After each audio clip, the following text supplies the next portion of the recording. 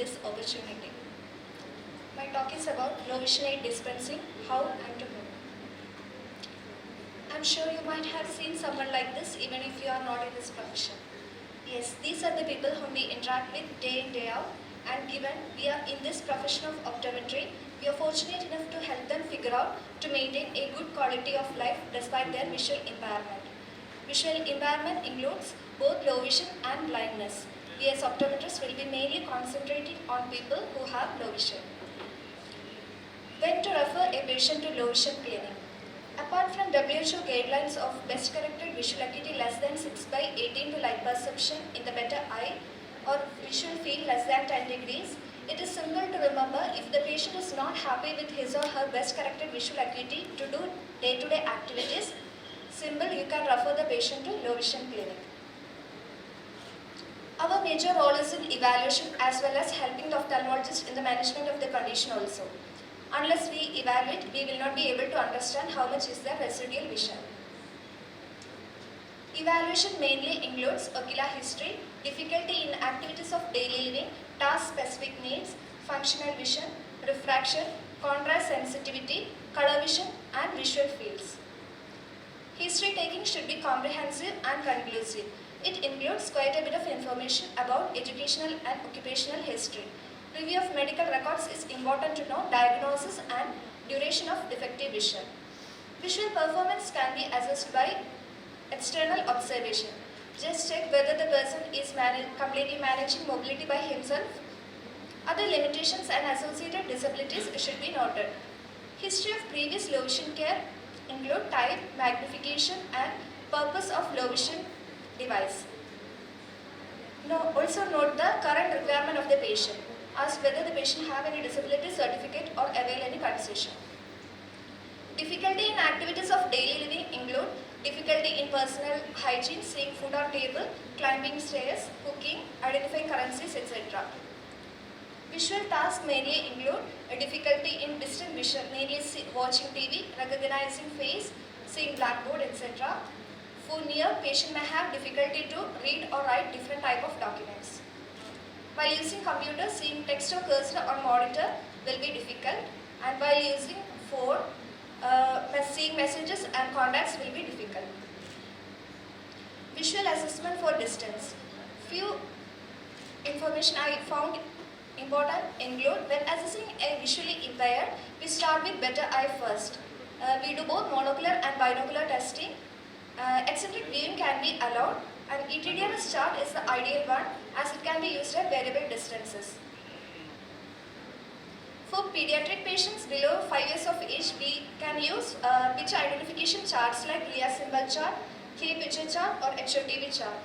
For children below 1 years of age, we can use Teller acuity cards, Leah gratings, Padilla, Cadriff acuity cards.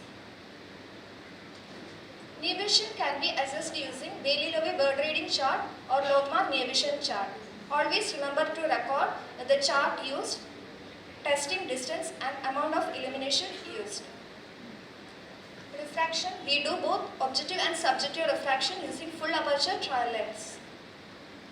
Contrast sensitivity testing is important in visually impaired because real world objects are in low to moderate contrast. There will be decline in visual performance in poor contrast setting. Charts commonly used are Pellier-Robson chart, Logmark low contrast chart and Leah symbol low contrast chart. In pediatric patients, we can use either Hiding-Heidi or Ohio contrast sensitivity chart. Another important aspect is visual field. Many activities of daily living demand visual field close to normal to function normally. It can be assessed using confrontation, Jerom's field test, static or kinetic perimetry. In pediatric patients, Leah flickering band can be used. Color vision can be assessed using PV16, Fransberg D15 or Ishihara color vision chart. Coming to the management, important aspects while prescribing low vision devices include age of the patient, visual need, magnification, ocular condition, handling of the device, economic background, social factors like hesitation to use a low vision device, etc. Let's quickly look into the categories of low vision devices. There are mainly 4 categories: optical, non-optical, electronic and assistive devices. Optical Optical devices are, this incorporate lenses to produce optical magnification and thus visual performance is improved. Some examples of optical devices are shown. These are non-optical devices. These are supplementary devices that do not use optical lenses. Assistive and electronic devices help optical system to make object appear larger. Let's see some case examples, how devices are prescribed. This is a case of 55-year-old male diagnosed to have macular dystrophy both eye. His best corrected visual acuity for distance is 6 by 60 both eye and near BCVA is and 12 at 20 centimeters. He is a pharmacist by profession and his main concern is to see small labels on medicine bottles.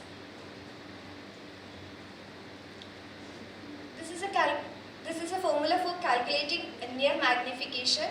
Here the current near visual acuity is N12 and the required visual acuity is N6.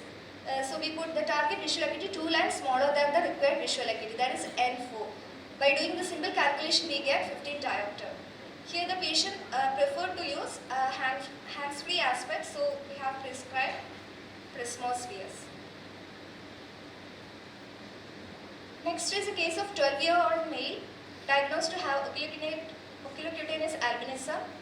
His best corrected visual acuity was 6 by 24 with +3 diopter cylinder at 90 degrees and his main concern was to see blackboard, reading small prints and photophobia. In this case, calculation for magnification using this formula and we have got the magnification 4x. We have prescribed a patient with spectacle mounted telescope. For the near patient was managed with 4x65 dome magnifier and for photophobia complaint patient was prescribed with amber color tint. Here a combination of devices is used. Next is a case of 23-year-old female diagnosed to have diagnosis retinitis pigmentosa. Her best corrected visual acuity right eye was 6 by 60 and left eye 6 by 36 parts. And she had a peripheral field loss and her main concern was to read textbooks. So in this case, we prescribed patient with a video magnifier. Here because of the peripheral field loss, patient need magnification lesser than the actual magnification. So my take-home message is that refer the patient at the right time. Patient should be referred at the right time to prevent further deterioration of vision and to preserve residual vision. Prescribe the device according to the need of the patient. Always consider the patient's general health and requirements before prescribing the device. Encourage and educate people with low vision to use their residual vision.